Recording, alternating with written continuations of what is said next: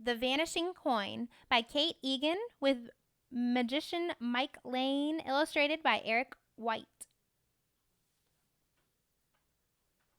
It says that there's some magic tricks inside this book, too.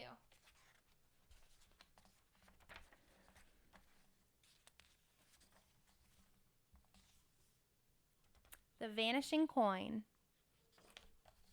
Chapter 1. In Trouble Again. 9-year-old Mike Weiss slumped in a hard chair outside the principal's office. 4th grade was supposed to be a fresh start, but he was right back where he always was, every year since kindergarten, at least once a week. In trouble. He wasn't a bad kid. He wasn't mean. He didn't hurt anyone. He just couldn't sit still. Sometimes he did things without meaning to.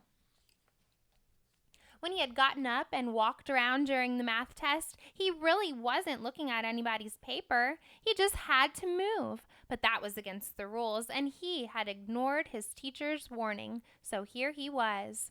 Over the summer, he'd been working on ways to cope, strategies, his parents called them. Sometimes they worked, and sometimes they didn't. It looked like the strategies weren't going to change things at school, though. It just wasn't fair. The principal was on the phone behind a closed door. Any minute that door would fly open and the same routine would start all over again. Calling his parents, talking about consequences, making a plan. Mike kicked the bottom rung of his chair until Mrs. Warren, the school secretary, glanced up. Then he stared at the floor. There was a bare spot in the rug beneath his feet. Was he the one wearing it thin? Mrs. Warren had a jar of candy on her desk. Mike wasn't supposed to eat sugar, but one little piece couldn't hurt, right? He got up and helped himself to a chocolate kiss. It made him feel a little better, and Mrs. Warren never minded. She usually left the discipline to the principal. "Who's your teacher this year, Mike?" she asked kindly. "Mrs. Canfield," he answered.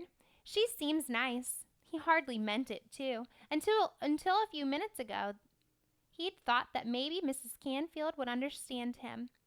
"You're going to love her," said Mrs. Warren. She started putting flyers in the teachers' mailboxes. "She just needs to get to know you," she added. Mrs. Warren knew all about Mike's problems. She had a son just like him, she said, right down to the brown eyes and the messy hair. Some first graders walked in with a attendance sheet, staring at him like he was some kind of criminal. That was bad enough. Then Mike heard a class coming down the hall. One of the other 4th grade teachers was at the front of the line, reminding the kids to be quiet as they made their way to the art room. Before they passed, Mike ducked behind a file cabinet in the office. But it was too late. "Mike!" a girl called, her ponytail bouncing. "Hey, Nora," Mike muttered. Her family had recently moved next door to his, and she was just his age, just his luck. "Going home sick?" Nora asked. She would never be in the office for any other reason. Nora was gifted. His mom had told him she needed special classes and extra challenging homework. She could handle sitting quietly at a desk. Mike didn't think Nora seemed any different from most kids. She was friendly and liked to play foursquare. He might have liked her if he didn't know she was good at everything she tried.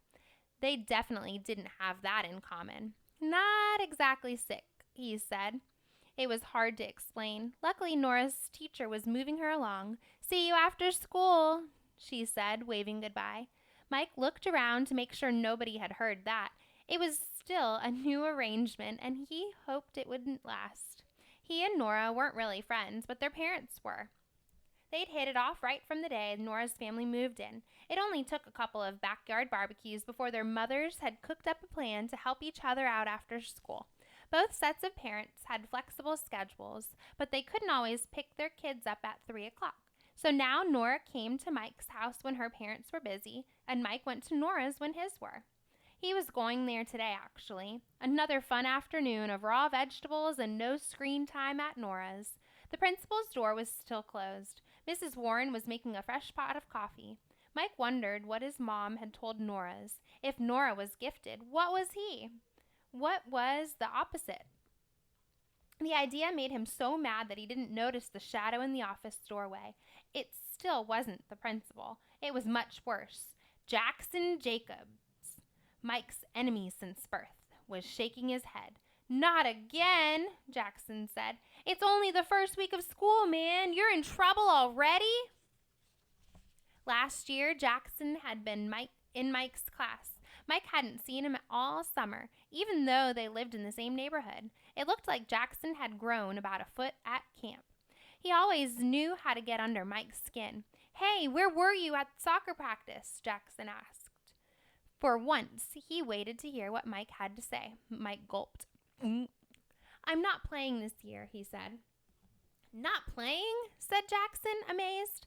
"But you always play. Charlie and Zach are playing. I saw them on the field." Mike's best friends, Charlie and Zach, had already given him a hard time. They were on the same team this year, with matching orange jerseys, numbers 12 and 13. "I need to focus on my schoolwork," Mike said. "Soccer is a big commitment." "Is that what your parents said?" asked Jackson. "So it has nothing to do with the way that you never got a goal, right?" He punched Mike playfully on the arm. "What's wrong with you, big guy? Skipping soccer is never going to help your schoolwork. It'll take a lot more than that." Jackson headed towards the boys' bathroom, laughing like it was the funniest thing he'd ever heard. And of course, that's when the principal's phone call finally ended. Mike saw the doorknob turning and Miss Scott's sensible shoes marching toward him. He sat up straight and tried to smile. "Welcome back," she said, waving him in her office like he was an old friend. He sat down in his usual place in front of her desk, and she sat down in her huge chair. He felt like he was back in preschool. Miss Scott sighed deeply. "I don't know what to say, Mike," she began. "It's too early in the year for this. Your mom said you made good progress over the summer. What happened?" "I don't know," Mike said honestly. "I was taking a test and I needed to get up. I wasn't cheating or anything. I was just moving." "We need to find out a way for you to succeed in school," Miss Scott explained, not for the first time. You can't keep roaming around during tests or missing assignments or fooling around in class. You need to find a way to focus." What could Mike say? "I know," he trailed off. "I'll need to call your parents," Miss Scott said. "Mrs. Canfield and I will meet with them as soon as we can find a date." Mike's parents had already tried a million ways to keep him on task, as they said. They'd set alarms to go off whenever he had to start a new activity. They made him eat healthy food and get more sleep. Nothing did the trick. "They're already trying," Mike said softly. "I know they are," said Miss Scott, "but I know you can do better." When he finally left the office, Mike tried to look on the bright side. She hadn't said, "I'm disappointed in you." She hadn't said, "You need to concentrate," like he could just flip a switch. She was trying to say she believed in him, that he could really do it somehow. But mostly Mike heard Jackson's words ringing in his ears. "What's wrong with you?" He couldn't play soccer, it was true. He couldn't sit still, or read a long book, or remember his math facts, or get through a week of school without ending up in the office. What was wrong with him, Mike wondered. The answer was pretty simple.